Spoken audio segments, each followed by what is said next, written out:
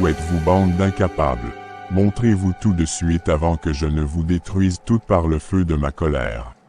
Ô puissante reine des profondeurs, nous voici au-devant de votre toute-puissance. Ô votre glorieuse majesté, nous voici au-devant de votre puissante seigneurie. Ô votre incomparable seigneurie, nous voici devant votre gloire. Est-ce ainsi que vous me récompensez? Des années à vous nourrir de ma puissance, à vous élever au-dessus des autres. Et c'est ça, le résultat, une mère faible qui ose se dresser contre moi, qui me chasse comme une vulgaire mendiante. Expliquez-moi, qui parmi vous est responsable de cet échec monumental?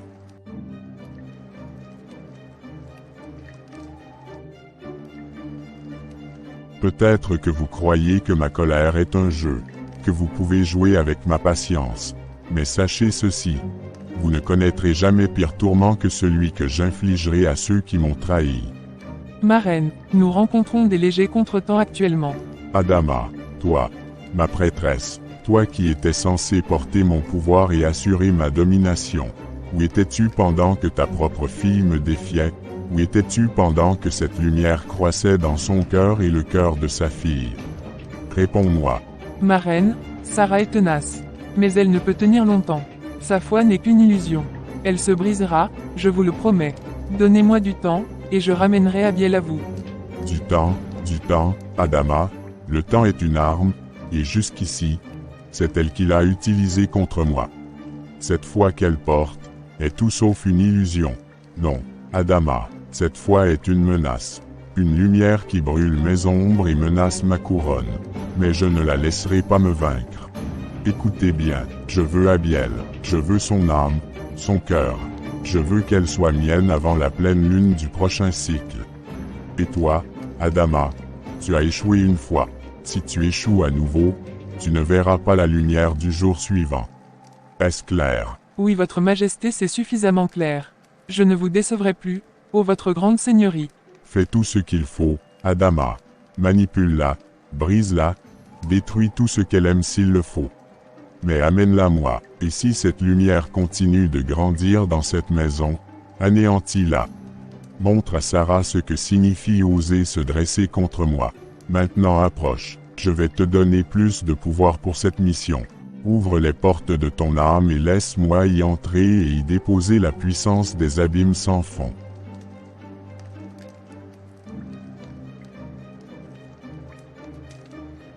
Maintenant fais bon usage de la force que je t'ai donnée, et ne me déçois pas. Je te donne mon pouvoir, mais je te lie à mon succès. Si tu échoues, tu tomberas avec elle. Maintenant, partez tous, et ne revenez que quand Abiel sera mienne.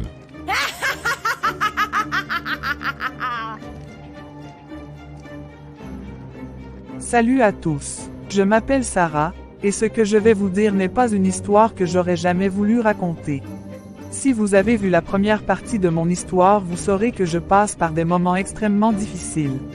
Il y a 10 ans, après la mort de mon mari, j'ai fui ma mère, Adama. Elle n'était pas seulement une prêtresse. Elle était entièrement dévouée à des forces que je ne pouvais plus accepter. J'ai juré de protéger ma fille Abiel de cet héritage, de lui offrir une vie loin de ses ténèbres. Mais maintenant, tout s'effondre. Abiel a commencé à voir ma mère dans ses rêves, une figure sinistre, lui parlant, l'invitant. Et ses rêves, ce ne sont pas de simples cauchemars. C'est mon passé qui me rattrape, et je le sais. Adama est de retour, et elle veut Abiel. Elle veut ma fille. Je le sens. L'étau se resserre autour de nous. Chaque nuit, les ombres semblent s'étendre dans nos vies. Mais je refuse de céder. Je ne fuirai pas cette fois. Je me tiens prête, car cette bataille, cette guerre, je dois la gagner. Cette fois-ci, la fuite n'est plus une option. Je dois faire face à cet héritage démoniaque une fois pour toutes. Mais avant de continuer, rassurez-vous de liker la vidéo, et de vous abonner à la chaîne Petite Histoire, pour que le Seigneur vous donne la force de faire face à vos combats. Seigneur, voici le jour qui commence. Il est minuit et je suis déjà à bout de force. Mais, je sais, ô Éternel, que ma force ne vient pas de moi, elle est en toi. Tu es ma lumière et mon salut. De qui aurais-je crainte? Seigneur, je t'implore. Donne-moi ta force. Pas la force humaine, mais ta force divine. Ceux qui espèrent en l'Éternel renouvellent leur force. Ils prennent leur essor comme les aigles. Ils courent, et ne se lassent point. Ils marchent, et ne se fatiguent point. Père, montre-moi comment tenir face à ces ténèbres. Donne-moi tes armes pour cette guerre. Car les armes avec lesquelles nous combattons ne sont pas charnelles. Elles sont puissantes pour renverser les forteresses. Oui, Seigneur, je m'accroche à cette promesse. Montre-moi comment renverser cette forteresse que la reine a érigée autour d'Abiel. Montre-moi les failles dans ses plans, afin que je puisse les briser au nom de Jésus. Mais, d'où vient ce bruit que j'entends? J'ai l'impression que c'est maman qui est en train de prier. Mais, pourquoi prie-t-elle avec autant de colère?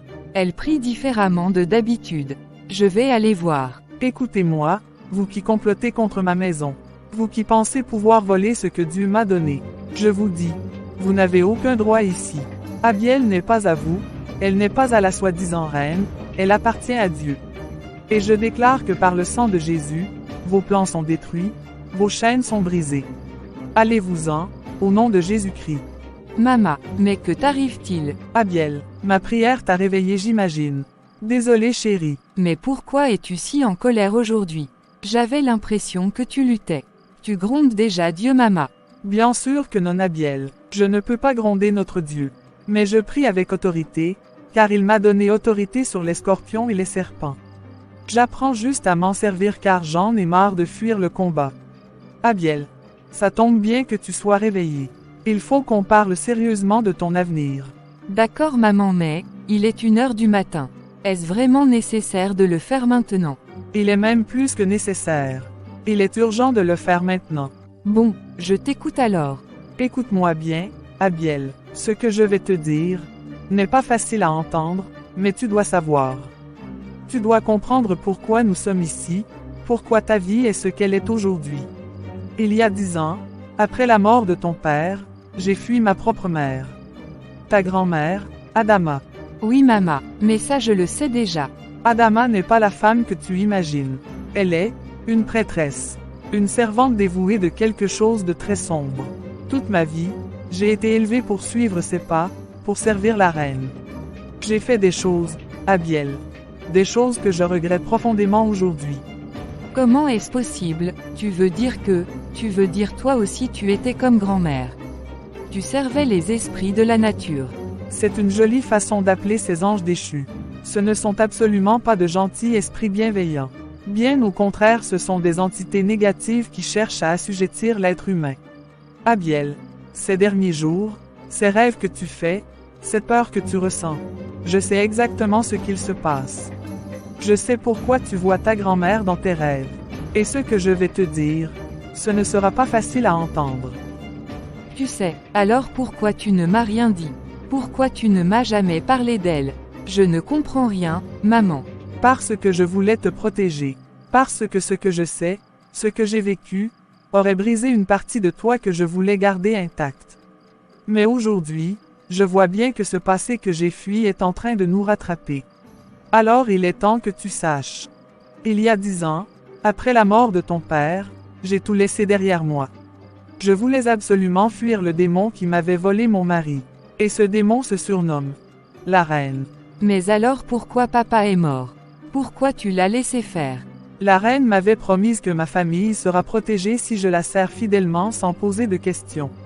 Mais quand tu as eu 10 ans, la reine m'a demandé quelque chose que je ne pouvais pas lui donner. Cette chose c'était toi. Abiel, cet esprit qui se fait appeler la reine, voulait que tu deviennes son instrument, son héritière. Et j'ai dit non. Ton père et moi, nous avons pris cette décision ensemble. Mais en nous opposant à elle, nous savions que nous prenions un risque. Mince maman, mais c'est quoi toute cette histoire? C'est tellement effrayant. Je suis censée faire quoi? Il est temps que tu choisisses un camp Abiel car la reine est de retour avec ta grand-mère ayant la ferme intention de te récupérer. Mais, personne ne peut échapper aux ténèbres, encore moins les combattre en vivant dans les ténèbres. Mais maman, j'ai passé ma vie à me moquer du christianisme. Et maintenant tu veux que j'aille vers Jésus après lui avoir tourné le dos toute ma vie, juste parce que j'ai besoin de lui. La nuit porte conseil ma fille. Sache juste que tu as toujours eu besoin de lui. Tu ne le savais juste pas. D'accord maman, je vais aller dormir. Bonne nuit. C'est vraiment dingue tout ce qui se passe dans ma vie actuellement. Donc, ma propre mère était une servante des esprits depuis sa naissance, mais a délibérément laissé tomber ses pratiques pour suivre Jésus, c'est assez intriguant. Bon, cher Dieu, je ne comprends pas encore tout ce qui se passe mais, je pense que tu as la réponse à mes questions. Alors même si je n'ai jamais vraiment cru en toi, s'il te plaît, si tu existes vraiment alors parle-moi et dis-moi quoi faire. Amen. Il faut que nous agissons au plus vite, car la situation devient problématique. Tu as raison, mais cette mission est très délicate, je te l'assure. Sarah n'est pas le seul problème. J'avais presque réussi à convaincre Abiel de me suivre. Mais, de nulle part un de ses camarades chrétiens s'est interposé et je n'ai rien pu faire. Comment ça tu n'as rien pu faire? Tu es la spécialiste de la persuasion et de la domination mentale. Comment est-ce possible que tu te fasses battre par un enfant dans le domaine où ton pouvoir est le plus puissant? Il est protégé par une force inconnue. C'est comme s'il était intouchable et invulnérable face à mes attaques. C'est intriguant. Il va falloir utiliser la ruse et la fourberie pour gagner cette bataille. Et que devons-nous donc faire, sœur supérieure? Comment devons-nous nous y prendre pour les vaincre? C'est simple. Leur soi-disant Dieu ne supporte pas le péché. Alors si on les fait tomber dans le péché, une porte sera ouverte pour nous dans leur âme. Si la méthode forte n'a pas marché, alors passons à la méthode douce. Mais on ne va pas se limiter là. Si on n'a pas pu toucher leur âme ou leur corps, on va toucher à leurs finances, leur travail, leurs études, et même à leurs relations pour qu'ils se découragent et maudissent leur Dieu eux-mêmes.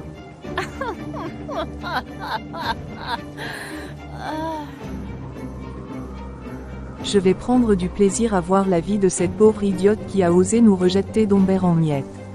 Cela fait 10 ans que cette traîtresse a osé fuir. 10 ans qu'elle s'est cachée, pensant pouvoir échapper à mon pouvoir, à la reine. Et aujourd'hui, elle ose encore nous défier. Elle croit que sa foi la protégera. Sarah ne sait pas que personne n'échappe à ce que nous représentons. Et cette petite, Abiel, elle croit être intouchable. Elle découvrira ce que signifie être au centre de notre vengeance. Elle veut se battre. Très bien, alors qu'elle se batte contre ce qu'elle ne peut voir. Qu'elle se noie dans des malédictions qui rongent tout ce qu'elle aime. Si nous ne pouvons atteindre leurs âmes, alors nous détruirons tout ce qui leur donne une raison de vivre. Je veux les voir s'effondrer, l'une après l'autre. Que la mère devienne l'ennemie de sa fille, et que l'ombre soit leur seul refuge.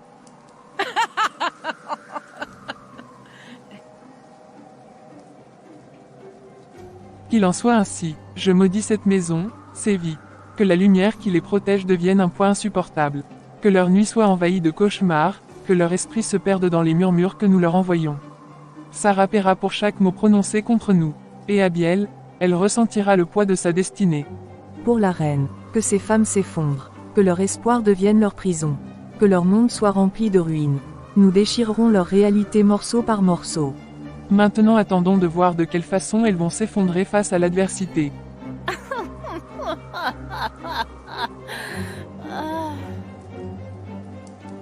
Quel plaisir ce sera de les voir tomber misérablement en étant complètement impuissantes. Jeremy, bonjour mon fils, je voulais te voir avant de sortir. J'espère que je peux prendre un peu de ton temps ce matin. Bonjour père, bien sûr, j'ai toujours du temps pour partager avec mon père. Dans ce cas, viens et assieds-toi. Je dois te parler de quelque chose d'important. Comment vas-tu mon fils? Comment ça se passe pour toi à l'école dernièrement? Papa, je vais plutôt bien. Et à l'école ça va. Il n'y a que l'une de mes camarades de classe qui passe par une crise identitaire. Écoute Jeremy, tu es mon seul enfant. Et je bénis le Seigneur chaque jour de s'être révélé à toi très jeune. Mais je sens que tu as mis les pieds dans un combat dont tu n'imagines même pas l'ampleur. Mais que veux-tu dire papa? Jeremy, je veux que tu comprennes que donner l'évangile à quelqu'un, surtout dans un milieu comme l'université, revient à défier les esprits qui tiennent les âmes captifs. Et dernièrement tu as partagé l'évangile à quelqu'un, n'est-ce pas? Oui papa, mais qu'aurais-je dû faire? Le Seigneur avait mis un fardeau dans mon cœur pour partager sa parole. Surtout qu'autour de moi-même les enseignants dénigrent Christ et ma foi. Je ne pouvais pas rester sans rien faire. Je ne suis pas en train de te blâmer ou de t'interdire de parler de Jésus. Jamais je ne le ferai. Je voulais juste te prévenir que maintenant que tu as partagé l'évangile avec tes camarades, prépare-toi à subir des attaques car le monde des ténèbres t'a sous collimateur. Donc sois vigilant fiston. Merci papa, je ferai encore plus attention que d'habitude. D'accord. Tu peux y aller. Et que le Seigneur te protège encore aujourd'hui. Seigneur. Préserve mon fils de tous les plans de l'ennemi. Et, ma chère Tammy, tu es toujours aussi sexy et ravissante. Le flatteur vit aux dépens de celui qui l'écoute. Alors va flatter quelqu'un d'autre, mon pauvre. Tammy, je suis obsédé par toi. Je suis sérieux, que puis-je faire pour être dans tes bonnes grâces? Voilà un parfait imbécile qui pourrait me servir à quelque chose. Je vais l'envoûter pour qu'il séduise Abiel. Tombe sous mon pouvoir. Espèce de pauvre imbécile sans valeur. À partir de maintenant, tu feras ce que je te demande pour me satisfaire car je suis ta reine.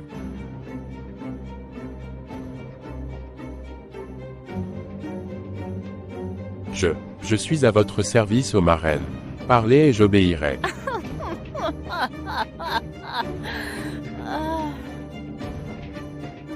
Écoute bien, pauvre idiot. Tu veux entrer dans les bonnes grâces de ta reine. Alors séduis l'étudiante Abiel, même si pour ça tu dois te ruiner financièrement. Et après seulement, tu entreras dans les bonnes grâces de ta reine. Tout pour ma reine. Je ferai tout pour vous plaire, ma reine. Alors va, et séduis-moi cette petite malotrue. Bon, malgré tout ce qui se passe actuellement dans ma vie, je dois faire l'effort de maintenir mes notes. Je ne peux pas me permettre de redoubler. Encore en train de travailler, Abiel. Tu es vraiment admirable. J'ai rarement vu une élève aussi dévouée. C'est inspirant. Oh, merci, monsieur. Je voulais juste être prête pour le prochain cours. C'est juste que, contrairement aux autres étudiants, moi je ne peux pas me permettre de redoubler.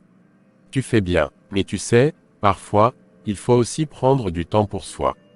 Tu as tellement de potentiel, Abiel. Une lumière particulière. Tu ne devrais pas te laisser enfermer dans des routines scolaires. Je ne sais pas vraiment ce que vous voulez dire. J'aime bien travailler dur, ça m'aide à rester concentré. Et si je te disais que je pourrais t'aider à aller encore plus loin? Pas seulement dans tes études, mais dans ton avenir. J'ai des contacts, des opportunités, des choses que je ne propose pas à tout le monde. Mais toi, tu es différente. Tu es spéciale. C'est très gentil, monsieur, mais je pense que je vais continuer comme ça. Je ne veux pas déranger. Ce n'est pas un dérangement, Abiel. C'est une invitation, un dîner, toi et moi, pour discuter de ce que tu pourrais devenir. Pas en tant qu'élève, mais en tant qu'adulte prête à saisir sa destinée. C'est vraiment très intéressant, mais je ne suis qu'un enfant, et il y a au moins 15 ans d'écart entre nous, et de toute façon ma vie est suffisamment merdique actuellement pour en rajouter. Merci pour votre proposition, mais je préfère rester concentré sur mes études.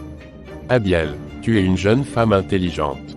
Ce que je te propose est bien plus qu'un simple repas. C'est une opportunité que tu ne devrais pas refuser. Mais, réfléchis-y, avec moi tu n'auras plus de problème d'argent, tu ne t'habilleras plus jamais à la friperie et tu pourras manger de ce qui te plaît tout le temps. Alors ne prends pas de décision précipitée. Merci, monsieur. Bonne journée dans la paix du Christ. Abiel, tu ne vas pas croire ce qui vient de m'arriver. Je viens de croiser monsieur Nicolas, tu sais, le monsieur Nicolas. Ce prof qui fait tourner toutes les têtes. Il m'a souri, et je te jure, j'ai failli fondre sur place. Oh, Nicolas, oui, je vois.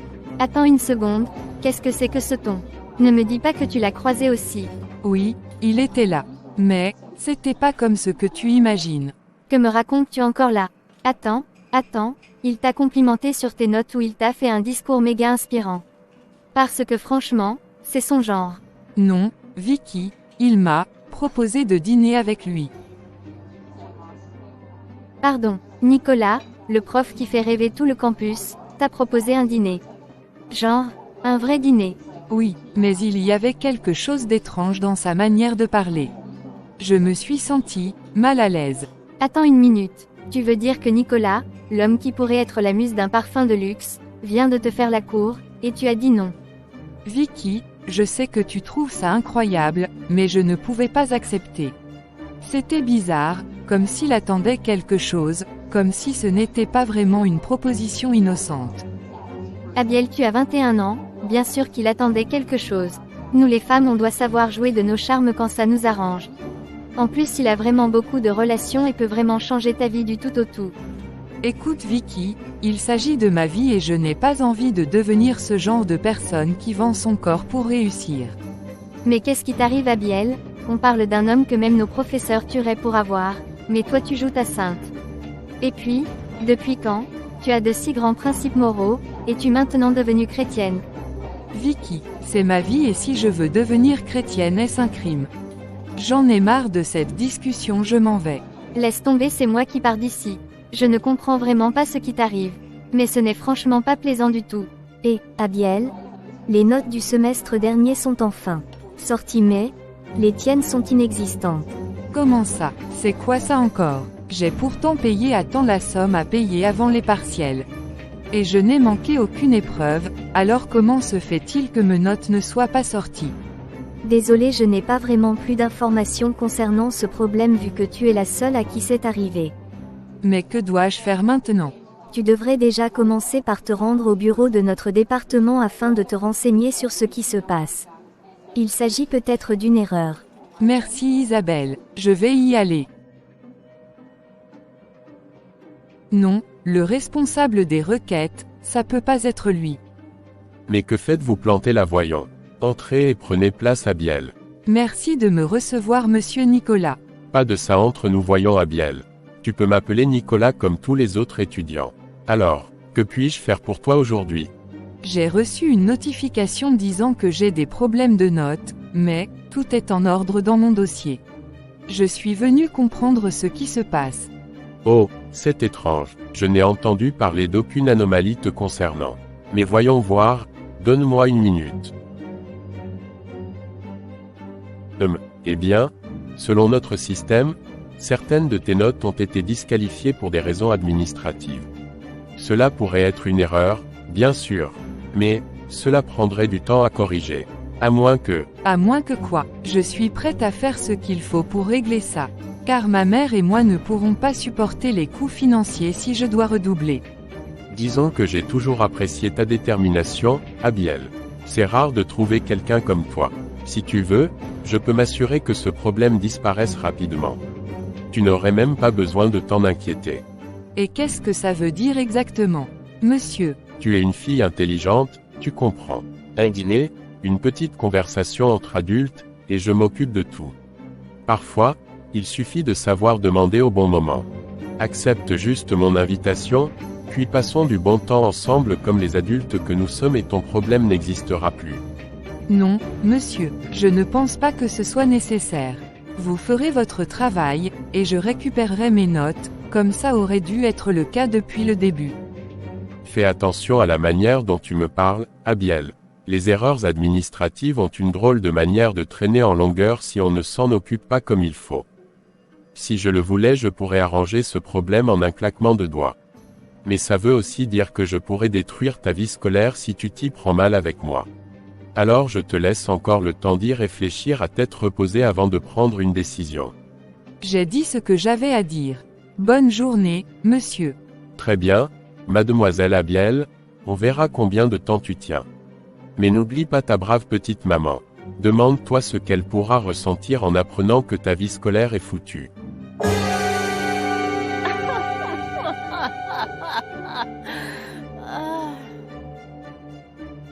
Abiel, ma chère Abiel, tu as ce regard terrifié, confus, celui de quelqu'un qui sait qu'elle perd, mais qui refuse encore de l'admettre. Pathétique, vraiment, je suis presque peinée pour toi, mais seulement presque. Où est donc passée ta misérable foi?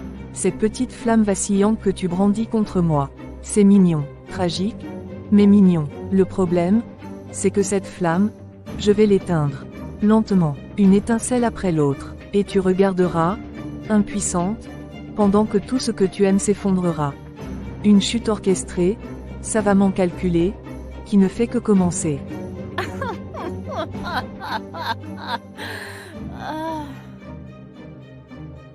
Tu aurais dû choisir de servir la reine depuis le début. Mais au lieu de cela, tu t'es laissé berner par les fables d'un sauveur mort pour toi à la croix. Mais ton Dieu, ma chair est mort depuis à la croix et ne reviendra plus. Seigneur, pourquoi tout ça m'arrive? Je ne comprends pas, je ne suis même pas assez proche de toi pour mériter tout ça. Je sais que je n'ai pas été parfaite. Je sais que je n'ai pas toujours cherché à te connaître comme je le devrais. Mais pourquoi maintenant? Pourquoi moi? Je voulais changer, Seigneur. Je voulais vraiment essayer. Mais c'est comme si, chaque fois que je fais un pas vers toi, quelque chose me tire en arrière. Ces rêves, ces attaques, ces malédictions, je suis fatiguée. Je suis tellement fatiguée. Est-ce que c'est parce que je ne suis pas assez bonne? Parce que je n'ai pas assez cru? Je veux croire, Seigneur, mais je ne sais pas comment. Je ne sais pas si je suis assez forte pour tout ça. Aide-moi, montre-moi que tu es là. Montre-moi que je ne suis pas seule. Parce que je ne peux pas faire ça toute seule. Je ne peux pas. Puis-je marcher à tes côtés et faire un bout de chemin avec toi? Honnêtement, fais comme bon te semble. Je savais que tu n'allais pas bien, Abiel, mais je ne pensais pas te voir comme ça. Ça va. On peut en parler si tu veux bien. Non, ça ne va pas, Jérémie. Rien ne va. Je n'arrive pas à comprendre pourquoi tout ça m'arrive. J'essaye à peine de m'approcher de Dieu, et voilà, ma vie devient un cauchemar. Je suis épuisée. Je suis perdue. Tu sais, Abiel, parfois, c'est justement quand on décide de faire un pas vers Dieu que les épreuves deviennent plus intenses. Ça peut sembler injuste, mais ce n'est pas parce que Dieu t'abandonne. C'est parce qu'il t'entraîne, il te prépare à devenir plus forte. Regarde l'histoire de Job dans la Bible. Job, je ne connais pas vraiment cette histoire. Job était un homme juste, un homme qui aimait Dieu de tout son cœur. Mais il a perdu tout ce qu'il avait, ses biens, sa famille, sa santé, tout. Et pourtant, il n'a pas abandonné sa foi. Il ne comprenait pas pourquoi Dieu permettait ces épreuves, mais il a continué à lui faire confiance. Et au final, Dieu l'a restauré, bien plus que ce qu'il avait perdu. Les épreuves ne sont pas là pour nous détruire. Elles sont là pour nous révéler notre force et nous rapprocher de lui.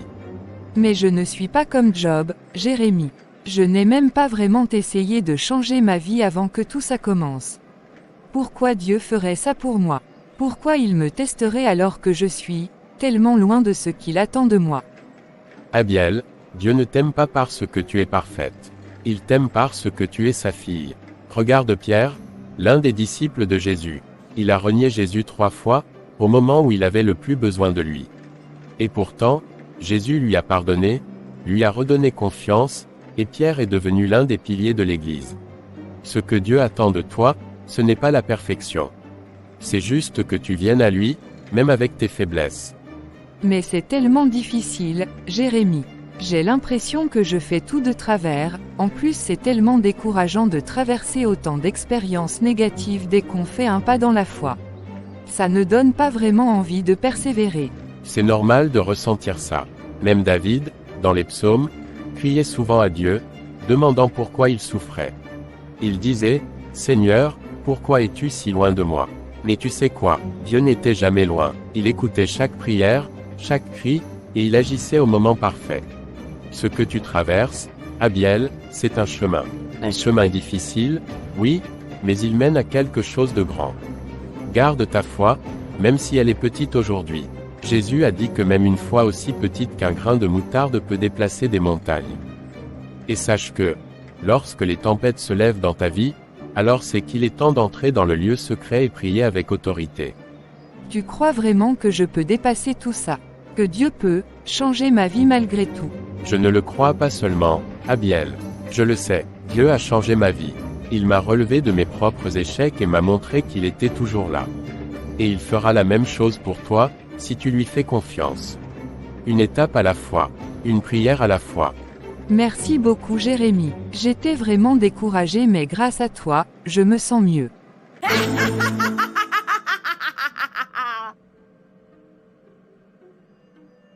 Alors tu penses vraiment que ça va aller pour toi alors que tu es en guerre contre moi, petite sotte. Ne vous arrêtez pas en si bon chemin mes chers valets. Détruisez leur pitoyable maison par le feu des abysses. Tout de suite ô votre puissante majesté, ô puissance des abysses, feu du dragon déchu, flame qui calcine tout. Levez et embrasez la misérable maison de ces rebelles sur le champ. Mais, que se passe-t-il ici? D'où vient ce feu? Je dois vite sortir d'ici. Jesus, viens-moi en aide Seigneur.